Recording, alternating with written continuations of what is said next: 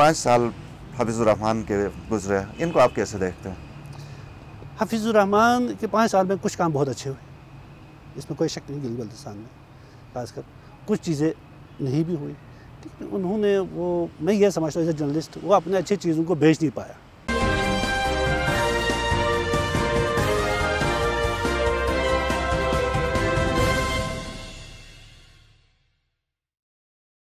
अस्सलाम वालेकुम नाज़रीन, मैं हूं शब्बीर मीर, आप देख रहे हैं गिलगित टीवी।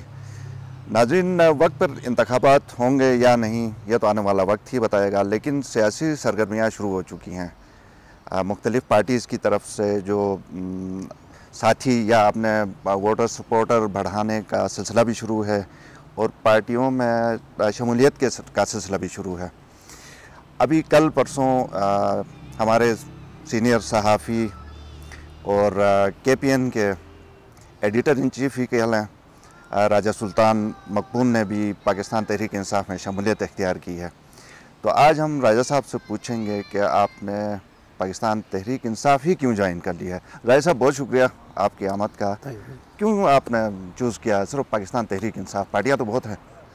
शब्बीर मीर साहब, जैसे कि आप जानते हैं कि हम गुज़िश्ता 2 इंतखाबात से इलेक्शन लड़ रहे हैं। मेरे भाई ने इलेक्शन लड़ा था आज़ाद हैसियत से, तो हम चंद वोटों से ही उस इलेक्शन में हम हार गया था या मैं हरवाया गया था। उसके बाद पिछले साल मेरा एक कज़न ने इलेक्शन लड़ा किसी और जमात से। अब इसके बाद सियासत में हम थे वहाँ पे।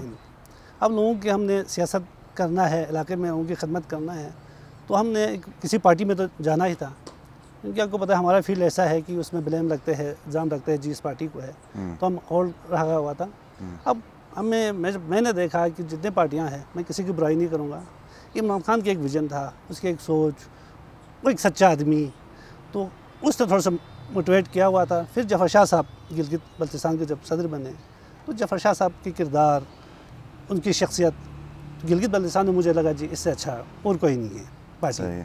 तो लिहाजा मैंने कहा जब आवाम की खदमत करना है तो ज़ाती तौर पर आज़ाद हैसियत से करने से बेहतर है किसी सियासी पार्टी को ज्वाइन कर लूँ, किसी पॉलिटिकल पार्टी से आवाम की खदमत करूँ। तो मैंने मुनासिब समझा कि और मेरा ख्याल है कि मेरे सपोर्टरों का एक डिमांड भी था कि आप पाकिस्तान तहरीक इंसाफ ज्वाइन कर लें। ठीक है। आप राजा साहब सहाफ़त से भी आप वाबस्ता रहे हैं, आपको बेहतर पता है कि मसाइल क्या होते हैं, फिर इनका हल क्या होता है। लेकिन तो रुंदू के हवाले से जो आपका हल्का भी है, यही है ना? जी बिल्कुल ऐसा ही। तो आप क्या नई चीज़ देंगे आवाम को? हम ये सब सॉरी शब्बीर मीर साहब, देंगे क्या? पहले तो मैं आपको बताता चलूँ कि रुंदू में मसाइल है क्या। मसाइल क्या हैं? ठीक है। आपकी रुंदू 90 किलोमीटर है आपकी के शहर बल्तिस्तान जो अभी बन रहा है, जुगरस कद्दू रोड, उसके इलाके की लेफ्ट और राइट साइड पे नालू में आपको 90 किलोमीटर के एरिए में कोई भी गुज़िश्ता इतने अरसे से है, एक बिल्डिंग आपको अच्छा नहीं मिलेगा, स्कूल, एक अच्छा हॉस्पिटल आपको नहीं मिलेंगे, तालीमी निज़ाम तबाह है। आपको इस रुंदू में अब 7-8 साल हो गया कि वो सब डिवीज़न बन गए। असिस्टेंट कमिश्नर, SDPO और तहसीलदार के अलावा आपको कोई हेड ऑफ डिपार्टमेंट वहाँ नज़र नहीं है। ठीक है। वैसे ज़िला भी तो बना है ना? सर ज़िला का ऐलान हुआ है, शायद इंशाल्लाह ये तहरीक इंसाफ इस पर अमल करे, ये बना रहे। ठीक। तो उस इलाके में कोई एक बिल्डिंग नहीं है, सिवाय एक बिल्डिंग है अच्छी वहाँ बना हुआ है, तो किसी एक प्राइवेट इदारे की एक यतीम खाना है रुंदू में, बड़ा आलीशान। उसके अलावा आपको कोई सरकारी बिल्डिंग नज़र नहीं आएगी। एजुकेशन सिस्टम आपकी है, रुंदू की तकरीबन आपकी 10 से 20% लोग सिर्फ बच्चों की तालीम के लिए हिजरत कर रहे हैं। कितने अफसोस के मुकाम है, उस इलाके में कोई अच्छी आपको इंस्टीट्यूट नहीं है तालीमी। हेल्थ के फैसिलिटीज़ आपने देखा होगा, कई अहम वाक़यात हुए उस रोड पे, कद्दू गिलगी रोड पे, बड़े शख्सियात के एक्शन हुए। आपकी वहाँ की हॉस्पिटल जो 10 बेड का हॉस्पिटल है, वहाँ MO मुश्किल से बैठता है। ठीक है जी। उस इलाके में इंतहाई मसाइल है। आपकी एक बिजली का मसाइल होते हैं, आपको चाहिए जी सब इंजीनियर, लाइनमैन, सब इंजीनियर, SDO, वो बैठने को वहाँ तैयार नहीं। ठीक है। वाटर सप्लाई, लोगों को पीने का पानी नहीं। तो यानी इवन की ज़िंदगी के आप तमाम बुनियादी सहूलतें कहना जी उससे तकरीबन महरूम है। तो आप समझते हैं कि जब आप जीत जाएंगे इलेक्शन तो यकीनन आप फिर ये बहुत सारी चीज़ें कर भी पाएंगे, लेकिन इसके लिए ज़रूरी है कि PTI ही जीत जाए ना, पार्टी बैसियत जैसे उनकी हुकूमत आए तभी आप बहुत कुछ कर सकेंगे इंशाल्लाह। शब्बीर मीर साहब, अब इलेक्शन जीतने के बाद सबसे बड़ा आपको लेके चलना है यूथ को। अब मेरे रुंदू में अभी तक जो भी हो उन्होंने यूथ को टच नहीं किया।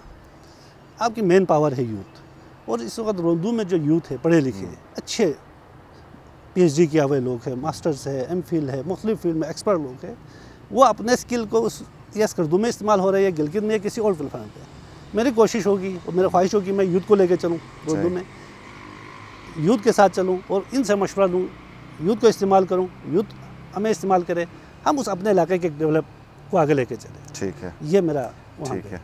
तो अगर आप दूसरी तरफ से देखा जाए तो आपके ऊपर बहुत ज़्यादा शायद तनकीद भी हो, तनकीद इस सेंस में कि आप एक गिलगित बल्तिस्तान के लेवल का तो बड़ा जो मीडिया हाउस है वो चला रहे हैं, आप उनके मालिक हैं। तो जब आप सियासत में जाएंगे तो फिर आप वो जो इंडिपेंडेंस या अनबायस आप रहेंगे, फिर तो जाहिर है जो आपका अखबार है, जो आपका दूसरा अखबार है या जो ओवरऑल मीडिया हाउस, वो फिर आपकी पार्टी की हिमायत नहीं करेगा।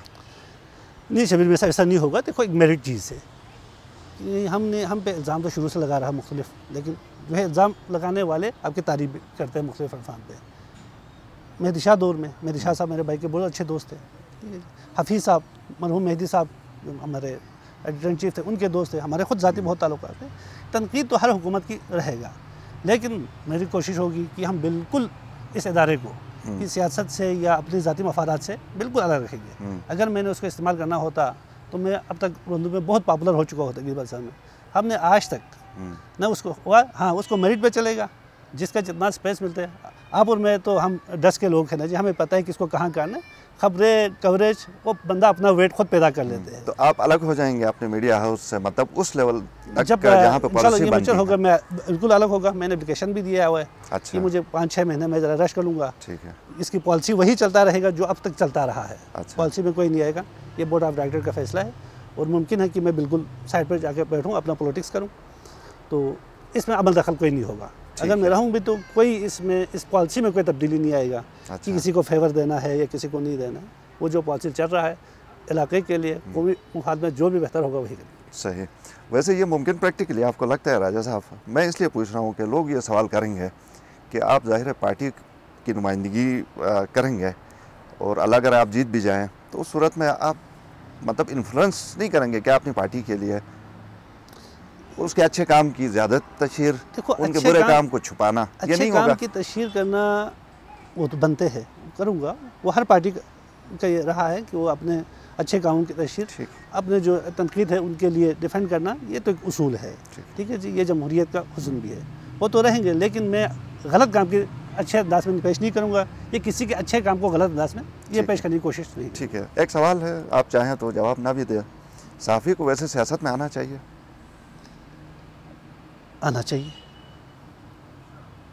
लेकिन सर फिर सहाफ़त छोड़नी चाहिए। ज़ाहिर बात है। ठीक है, जब तक वो सियासत करेगा उसको दोनों चीज़ें शादी करनी। राइट। अच्छा, ये जब अब आगे इलेक्शन आ रहे हैं, पार्टी के अंदर तो आप जाहिर नए होंगे ना, तो ये ग्रुपबंदी के हवाले से आपको कोई आशनाई हुई है कि कितने ग्रुप्स हैं? क्योंकि जब आप पार्टी आपने ज्वाइन नहीं की थी उस वक्त बहज़त सहाफ़ी मैं और आप भी तबसरे करते थे कि जी यहाँ पे ग्रुपबंदी है, इसको ठीक होना चाहिए। हम तो इस्लाह की उस नीयत से बताते हैं। सब देखो ना जी, तनकीद तो हर पार्टियों पे होते हैं कि अब मुस्लिम लीग नून के अब पिछले दौर में कई अदम एतमाद आ रहे हैं, नहीं आ रहे, कब आ रहे, इस तरह की ये जमहूरियत में होता है पार्टियों में। ज़ाहिरी बात है छोटे मोटे इख्लाफात भी होंगे। ठीक है जी, हर बंदे के अब देखो ना एक हल्के से 4-4, 5-5 कैंडिडेट है पीटीआई के पास, ये मुझे जो पता चल रहा है। अगर उस कैंडिडेट भी एक दूसरे के खिलाफ ज़ाहिर बात है टिकटों की लाबियाँ होंगी, कोशिशें होंगे, अपने वोटर सपोर्टर होंगे। जब आप इलेक्शन में जाते हैं, प्रॉपर अनाउंस होते हैं, तो ये छोटे अख्लाफात ख़त्म हो जाते हैं। फिर आपको सदर को सदर मानना है, जनरल सेक्रेटरी को जनरल सेक्रेटरी मानना है, नायब सदर को नायब सदर मानना है, कारकुन को कारकुन मानना है और उनको उनकी इज़्ज़त करना है। सही। जब आप इस तरह सिस्टम को चलेंगे तो ये अख्लाफात जो है ना ये ख़त्म हो जाएंगे। मुझे तो नहीं लगता इतनी बड़ी कोई अख्लाफात है। हाँ, छोटे नज़रियाती बहुत यकीनन होगा, हर पार्टियों में होते हैं। सही। तो पीटीआई में भी होंगे, लेकिन वो वक्त के साथ ख़त्म। ठीक है, आप यकीनन कोई ब्रीफिंग आपने ली होगी, कुछ जाफ़र शाह साहब से आप मिले हैं, इलेक्शन के हवाले से आपको क्या बताया गया या आपका क्या गेस है कि ये जो शेड्यूल जारी हुआ है उसके मुताबिक होंगे या डिले होंगे? फिर साहब मुझे इस हवाले से तो मुझे उतना पार्टी ने बताया है ना कुछ इल्म है, लेकिन मेरा अपने ज़ाती है कि ये थोड़ा सा पोस्टपोन हो जाएगा, अक्टूबर तक हो जाएगा, मैं भी अक्टूबर एंड तक या नवंबर तक, क्योंकि हालात जो है ना जी इस वक्त नहीं है। तो वजह क्या हो सकती है? आपके पास एक तो शार्ट टाइम है, फिर कोविड-19 अभी जो है।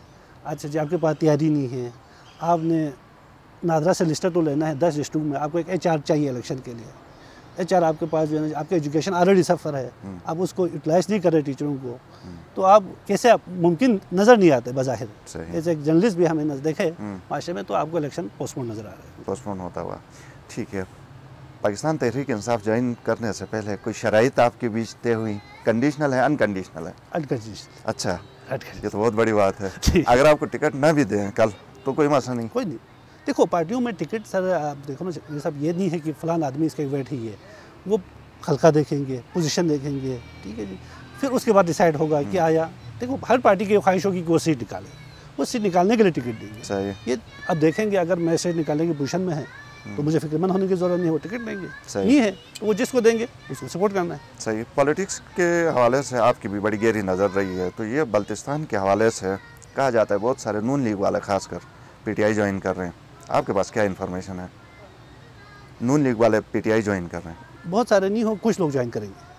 अच्छा, कुछ हैं? कुछ कोई खास नाम है? बास को तो वो ले नहीं रहे हैं ना, ये मुझे भी पता है। नहीं, बास उनकी जगह जगह नहीं बनती बन है, रहा है। सीनियर लोग जगह नहीं बन रहा है। बास की जगह नहीं बनती है, तो कोई चलो हम नाम नहीं बताते हैं। नाम हम नहीं लेंगे सर। ठीक देखो है। किसी का अब जब तक वो ऐलान नहीं करते तब तक वो किसी अपनी पार्टी में।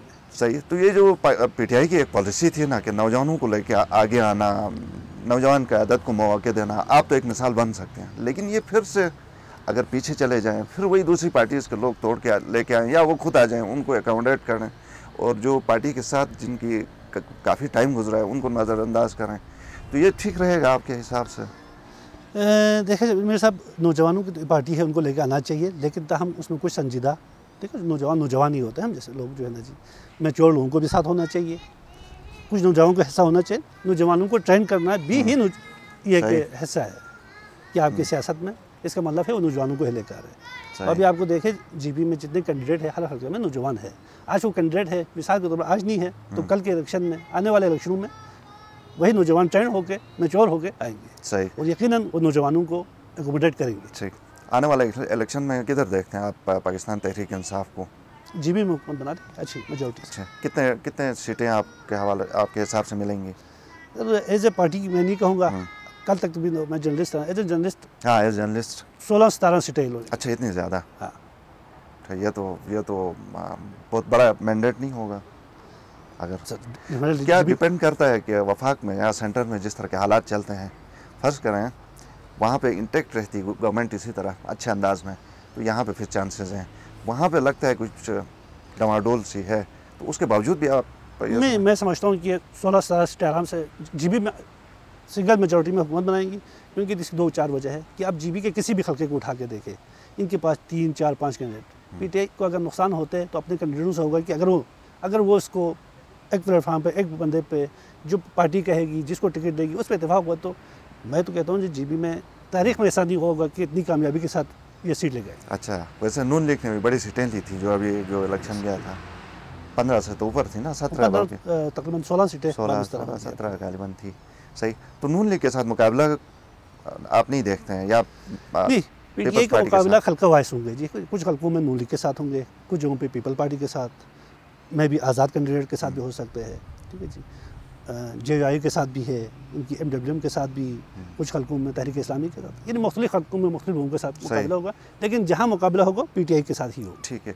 जो हल्का 3 है जहाँ से पाकिस्तान तहरीक इंसाफ के सदर भी लड़ रहे हैं, उस पर चूँकि यहाँ पे मजहबी सियासत भी फिर बीच में आती है, अभी हमने रिसेंटली देखा कि मस्जिद की तरफ से जो अपोजिशन लीडर थे उनके हक़ में कहा गया कि आप उनको वोट दे दें, तो जाफर शाह साहब को सियासी तौर पे इसका नुकसान आप देख रहे हैं? नहीं, देखो सर, वो खलका ये है कि जाफर शाह साहब के खलके में आपकी उस खलके को आप डिवाइड करें वो 3 से 4 हिस्सों में है। हरामुश, बगरोट, जलालाबाद, ये आपका आगे जो 2 दास है, दनियोर, इस खलकों में वो डिवाइडेड है, हर एक अपने मुख्तलिफ नज़रियात है, तो ज़ाहिरी बात है मुकाबला ज़रूर होंगे। तो जाफर शाह साहब जो आपकी उसकी शख्सियत है, तो उसी खलके में उसको तो मुमकिन नहीं है कोई शिकस्त दे दे, सही, जो मर्जी हो। अच्छा, अच्छी पोजीशन है। चलो लेट्स सी। तो 5 साल हफीज़ुर रहमान के गुजरे, इनको आप कैसे देखते हैं? हफीज़ुर रहमान के 5 साल में कुछ काम बहुत अच्छे हुए, इसमें कोई शक नहीं। गिल बल्तिस्तान में खासकर कुछ चीज़ें नहीं भी हुई, ठीक है, उन्होंने वो, मैं ये समझता हूँ एज ए जर्नलिस्ट, वो अपने अच्छी चीज़ों को बेच नहीं पाया। अच्छा, हालांकि वो तो बड़े वोकल थे, तो कुछ काम उन्होंने अच्छे किए, लेकिन इन पे इल्ज़ाम बहुत लगे, ठीक है जी। अब मीडिया में जो है ना जी, इनके मतलब पीपल पार्टी के दौर में थे, नौकरियां बेचते हैं, नौकरियों को लूट से लगे हुए। इस दौर में इन पे इल्ज़ाम लगे जी आपने ठीके भेजे, ठीके भेजने की, क्योंकि चाहे वो मेरिट पे ले या न ले, एक मखसूस लोगों को, ठेकेदारों के ग्रुप को, या उन्होंने जो ठीके लिए उस पर इनको बहुत बड़ा दशका लगा। ठीक है, शायद जो है ना जी वो इनके लिए बहुत मुश्किल। ठीक है, बस आखिरी सवाल, पाकिस्तान पीपल्स पार्टी के सदर अमजद साहब ने आपके मीडिया हाउस के हवाले से हमारे एक प्रोग्राम में कहा कि ये इस दौर में बिल्कुल लेट गया था, आप उनसे इत्तेफाक करते हैं? देखो मैं इत्तेफाक नहीं करूँगा, मीडिया हाउस के साथ ये होता रहता है कि मेरे शाह के दौर में अमजद शायद भूल गए कि मेरे दफ्तरों पे हमले तक हुए, तोड़ दिया, FIR हो गया, मेरे भाई जो आपको पता है जी वो आखिरी टाइम तक जो है ना जी मफरूर था। ठीक है, हफीज़ुर रहमान के दौर में भी देखो वो जो भी पार्टी है एक मीडिया हाउस के साथ उनकी, ज़ाहिरी बात है मीडिया हाउस अपनी पॉलिसी पे चलेगा। मैंने आपको पहले बताया कि जब मैं सियासत करूँ तो वो उस पर असरअंदाज नहीं होगा, उसकी अपनी पॉलिसी होगी। कल को मेरी पार्टी को भी एतराज़ हो सकता है, नहीं जी आपने ये नहीं किया, वो नहीं किया, वो किया। हमने लेट के कोई ऐसे काम नहीं किया कि अमजद साहब को जितने कवरेज अपोजिशन में शायद हम KPN ग्रुप ने दिया है या उस मीडिया हाउस ने दिया है, शायद किसी और ने नहीं दिया। और आज भी देखो मैं 2 दिन से ज्वाइन हूँ, कल भी अमजद की लीड था, आज भी था। देखो मीडिया हाउसों में खबरें बंदे अपना मुकाम वो खबर खुद बना देते हैं, ये नहीं होते हैं। हाँ हफीज़ुर रहमान के दौर में थोड़ा सा रहा, ठीक है, ठीक है, ये हर हुकूमत में रहेंगे। ठीक है, ये चलेगा। पार्टी में कोई ओहदा मिलेगा आपको? मैं पार्टी में ना ओहदों के लिए बात की है, ठीक है, ना मेरा इंटरेस्ट है। ठीक है, बहुत शुक्रिया, थैंक यू, शुक्रिया। नाज़रीन, गुफ्तगू आपने सुनी, आपके फीडबैक का हमें इंतज़ार रहेगा। इजाज़त दीजिए, अल्लाह हाफ़िज़।